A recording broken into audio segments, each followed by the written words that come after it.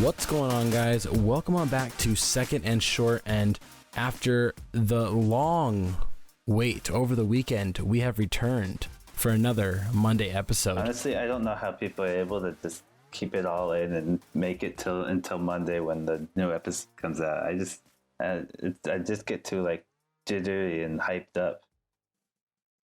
You're still jittery and hyped up, and it's not even Monday. I'm just excited to talk to you. I haven't seen you in so long. And I agree. I'm excited to talk to you about this too, and we're going to be talking about one of our friends' favorite teams, which is pretty cool there. But before we dive into this episode talking about the NFC, be sure to click that subscribe button so that way you guys are, showing your support for us. It shows that we're doing the right thing here. Hit that like button, smash it, punch it, click it, bop it, twist it, whatever. Lets us know that we're doing a good job here and we keep pushing these videos through. Also, leave a comment down below of stuff that we did wrong in this episode. Correct us on stuff because we're not a fan of all 32 teams, so we are going to make mistakes. I mean, that's just how it goes sometimes. You just got to make mistakes and, just keep on keeping on. I mean, I feel like we do pretty well. I mean, Stephen A. Smith gets paid to do this for a living, and he doesn't even know who's even playing in the NFL at the time he talks. So I think we're the best, to be honest. In comparison. So let's get on to this episode. Let's talk about the new addition to the Green Bay Packers. That is linebacker Christian Kirksey, who, just came over from the pond of Cleveland. Did you say from the pond? Yeah, fly over the pond like he's from England, but it's Cleveland, England. Okay. See what I did there? All right, I can understand now that you've explained the joke. It's hilarious. You can smell what I'm cooking, but let's go ahead and dive into the background. Aaron, lead us off on Christian Kirksey and who he was up until the point he became a man, and now we're here. He's like a Jewish kid who just had his bar mitzvah. Christian Kirksey was drafted in the 3rd round, 71st overall, out of Iowa in the 2014 draft, drafted by the Browns, like we said. And his first 2 seasons, he played kind of as a backup behind Craig Robertson, but did make 13 starts over those 2 seasons, filling in for injured players. His first career sack actually came in his first career game against the Pittsburgh Steelers in week 1 of his rookie season. And then, after 2 years in 2016, he was named the starting inside linebacker. He racked up 148 tackles, which led the team, started all 16 games. The next year, 2017, the defense kind of shifted to a 4-3 defense. They brought in Greg Williams, the defensive coordinator. Kirksey was moved to a weak side linebacker, and he played along our best friend from last week, Joe Schobert. You remember him, Tyler?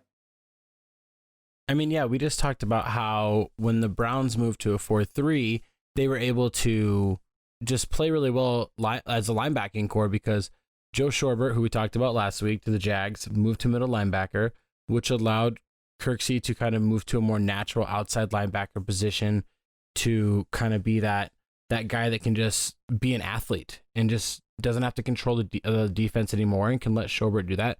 And they were a good tandem. He made 138 tackles that year, which was only 2nd on the team behind Schobert, and he signed a 4-year extension with the Browns there. But stuff has kind of been going downhill since then. In 2018, he made his first 2 and only interceptions of his career. He started 7 games before being placed on IR with a hamstring injury, and 2019 was a little bit of the same. He got 2 games into a season and was placed on IR with a chest injury. And then he was released in March of 2020, didn't even finish out the contract extension. That all kind of led to his release just this past March. And the positive note to this, though, is the fact that since he got injured and put in IR in week 2, he's had a long time to rest and recover, almost a full season by the time the season starts. And he's healthy now, but let's, that's really nice and all. His background, it was good. He did the traditional rookie 2-year kind of transition Year 3, he blossoms. Year 4, he's still a star. And then just injuries hit, and we hate to see this. But he's still a very athletic and a very good linebacker when he gets the opportunity to play. He's a really good open field tackler. And about a week after his release, he signed a contract. And Aaron, let's talk about that contract here that he signed with Green Bay. Yeah, so that deal is worth a total of about $13 million. It's a 2-year deal with the Packers. It's got a cap hit of just a bit over $4 million this year, and then $8 million next year. With the guarantees, he can be cut after this year for just $2 million in dead cap if the Packers if they feel like he's not living up to the price tag. And he's also scheduled to receive $2.4 million in dead cap money from the Browns because of that extension that he signed a couple of years ago. So he will be getting paid decently well by 2 teams this year. So that's pretty cool. I mean, over the next 2 years, he'll be making over $15 million, which, considering the fact that he's only played in 9 games over the past 2 years, that's a win for him. Yeah, I mean, if I could do half of my job and still get $50 million, I'd be pretty pumped about that. Exactly. And so let's kind of talk about what the Packers are going to be getting. Let's talk about this scheme fit. Let's talk about the defensive fit for Kirksey. The Green Bay Packers, they lost Blake Martinez. They lost a couple other depth linebackers as well. BJ Goodson, Kyler Fackrell, just not real huge players, but just depth pieces that hurts the long run if someone gets hurt or something like that. But let's jump into this fit. I mean, he is reuniting with a former coach of his own, which is what we kind of highlight here whenever we talk about these guys that we think are going to be good fits in this upcoming season. Yeah, and I mean, in the professional world, they always say it's not what you know, it's who you know. And in this case, Christian Kirksey knows Mike Pettin, he's the Packers defensive coordinator right now. He was the Browns head coach when Kirksey was drafted, played for him for 2 years. Like Kirksey even said, as soon as he opened the playbook for the Packers, he could tell he was already really familiar with it. Only difference is the terminology. Whenever you change teams, you change up the terminology so the former team can't copy it or whatever.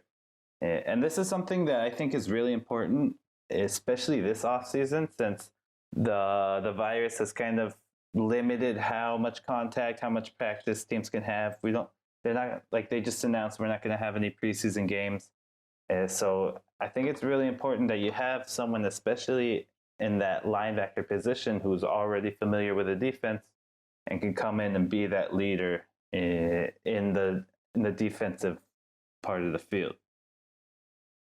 I mean, the Green Bay Packers right now, they had a really good defense last year for the first half, and it kind of fell off a little bit, but where they kind of succeeded a lot, if you look at their defense between the two, was the passing game.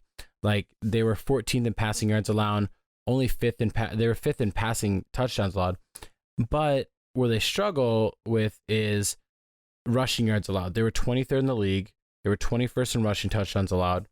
And I think that attributes to those linebackers they brought in last year, in Preston Smith and Zadarius Smith, to man the outsides. I mean, both those guys hit double-digit sacks last year.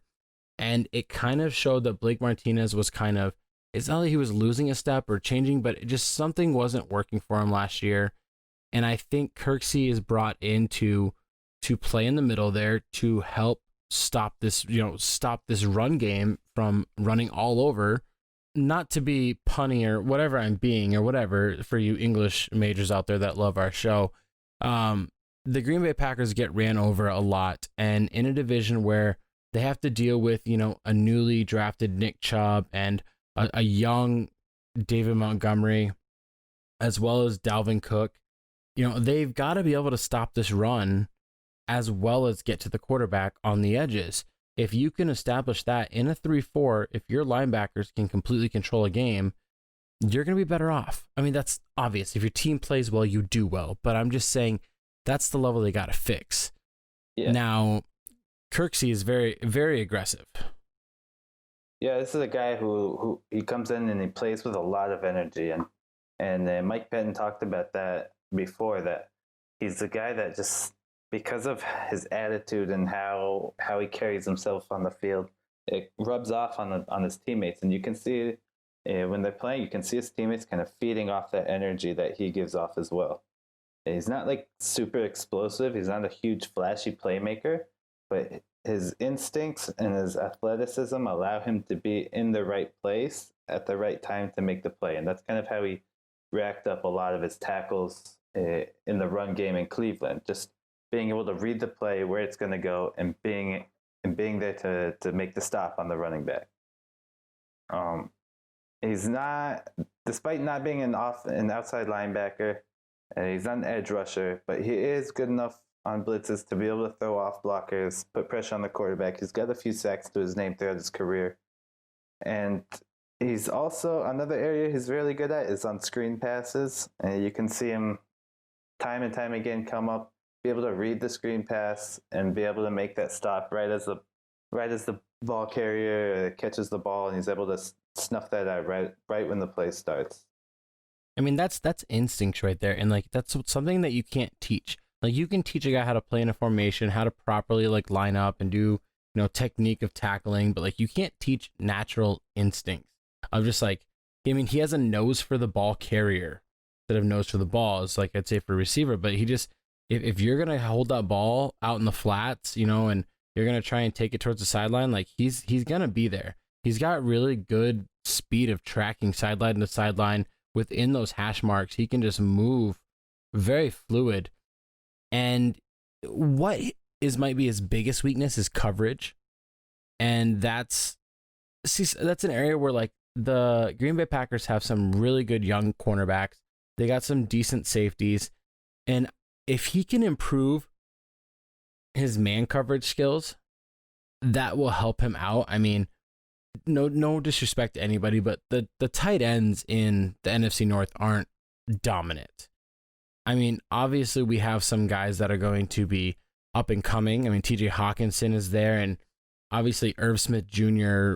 eventually is going to take over for Kyle Rudolph, Kyle Rudolph's a pretty good tight end. Just in case there's a Viking fan listening. But if he can improve his man coverage, that's just going to make him more well-rounded for this Green Bay team.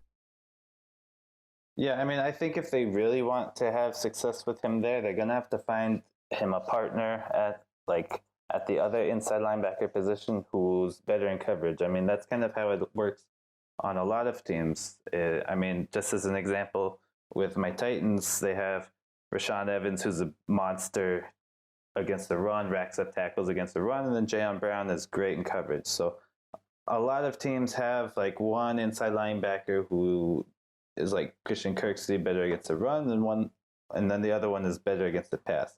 And I think that's what they'll look to do here as well. And I think they would be smart to do that. And Martinez, who they just lost, he was used a lot in zone coverage. And I mean, that might be something that Kirksey will be asked to do in Green Bay as well. But in my opinion, he's not as great in coverage as Martinez was. So to find a partner who can be better in coverage, I think that's critical. Yeah, and once they find that will be the key. And they might already have a guy in the roster that's going to start, obviously.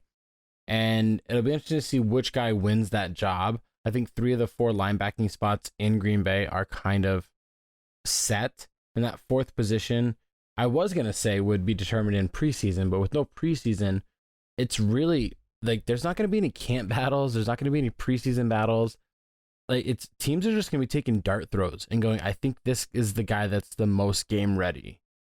Yeah, we'll see. We'll probably see a lot of playing it by ear. Like every year, it seems like the first couple of weeks, a lot of teams are trying to get their stuff together, figure out what's working, what's not working, who can play where. And I think that's going to be the case even more so this year, especially without that preseason. I think it's going to be a longer adjustment period for a lot of teams, I feel like. Now, let's dive into this impact. What is the impact that he is going to have on this Packers team short term? It's only a 2-year contract, so I don't even know if we can say there's a long-term impact unless his play excels the contract. So what's his short-term impact? I think the biggest impact he's going to have, it's not even the run game. I think it's going to be his attitude and his leadership, because he's in Cleveland. He's shown he's a great motivator, great leader on and off the field. He plays with a lot of energy. We talked about that. Players feed off that, and he's comes in as the most veteran player on the Packers defense. And the difference between him and Blake Martinez is also comes up in that attitude. Like, Blake Martinez claimed that he was kind of used as sort of a cleanup crew. He wasn't really pleased with his role in the Packers defense. He was kind of asked to make plays based on players around him, like covering up for their mistakes. And Kirksey has said that he is more comfortable with that role. He likes that. He likes being the dependable guy who can come in, and he's not going to make the flashiest plays, but he's going to make the plays that are needed to be made. I mean, health is going to be the biggest play here. Like, short term, that makes sense. Everything's there. Long term, it's all health. If he's healthy and reverts back to, his 2016, 2017 self, where he played 32 games and looked phenomenal as an inside linebacker, the best thing for him is that the Packers don't have another inside linebacker that's just like a stud and is there to own the defense. He's kind of in that role. So I think even if he has like a so-so go at this, where like he plays 28 of 32 games and he's averaging about 105 tackles, I still think he's going to get brought back potentially. This is like a weird prove it deal. It's like a 2-year prove it deal. And it's because his health. Yeah, I mean, it's basically trying to show that he can stay healthy. And if he can do that, he'll definitely get a bigger contract, and maybe with the Packers, maybe with another team. But if he can prove he can stay healthy, it'll only do him good in the future. Yeah, and he has a great chance here just to help this Packers defense, not be such a roller coaster that it was last year.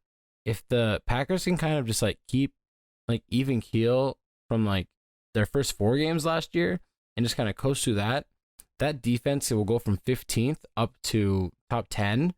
And the fact that the Packers went 13-3 with the 15th best defense, I mean, if everything else stays the same, but that defense kind of goes up by like 4 or 5 spots, the Packers are going to be looking at going 13-3 again, maybe 14-2, and they're going to look like favorites in the NFC, which is a very stacked conference this year. It is insane. Like right now, I could tell you 10 teams that can make the playoffs and legitimately be like NFC championship game contenders.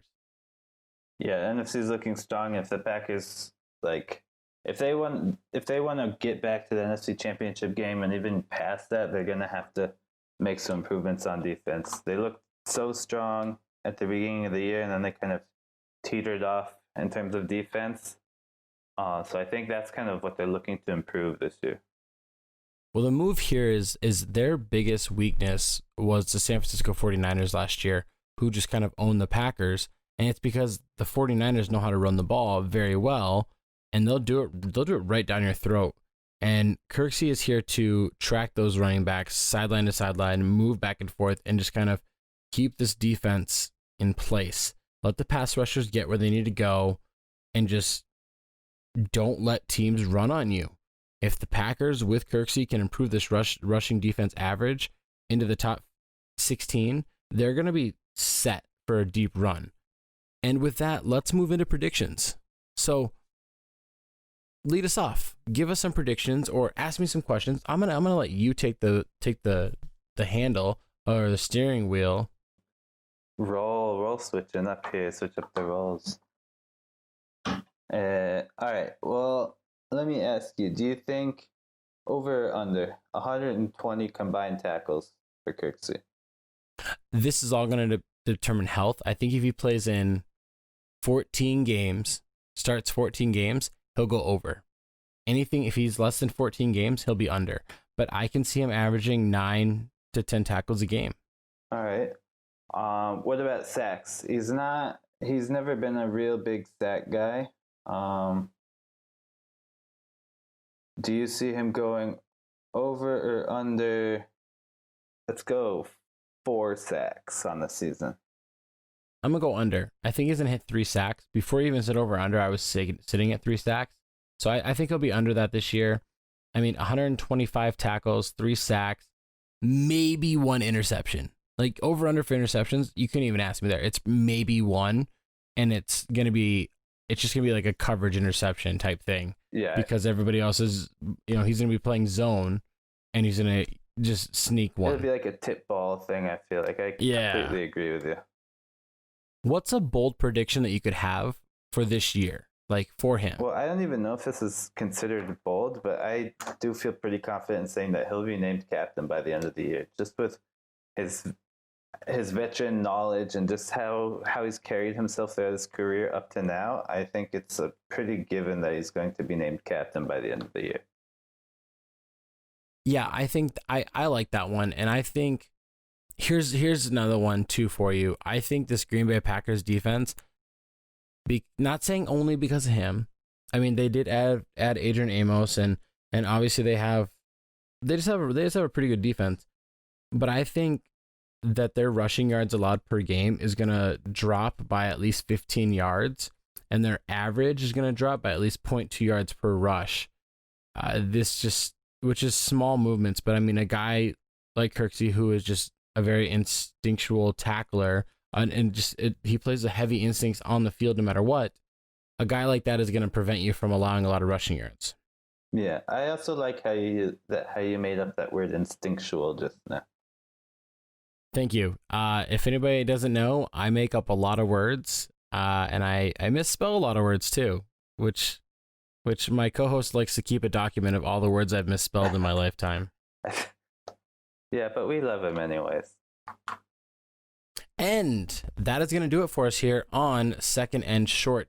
Thank you guys for stopping by today and just kind of checking us out, what we're going to do with the Packers here and Christian Kirksey in this episode. The series is slowly winding down, and we're going to be picking up with a new series soon. I think we got like 7 players left, but be sure to stay active on all social media platforms. We are all over the place doing all sorts of different things. I mean, every single day, a different social media platform is getting highlighted, and we're just having fun out there. And Aaron, where are we at? Yeah, I mean, in that social universe. Yeah, we're just all over the place, Tyler. Let me tell you, you can hit us up on Facebook. I update every post on Facebook, Instagram. We got not even just episode posts. I post like news updates, discussion points, stuff like that. So if you want to head on over there, check out what we've got going on there.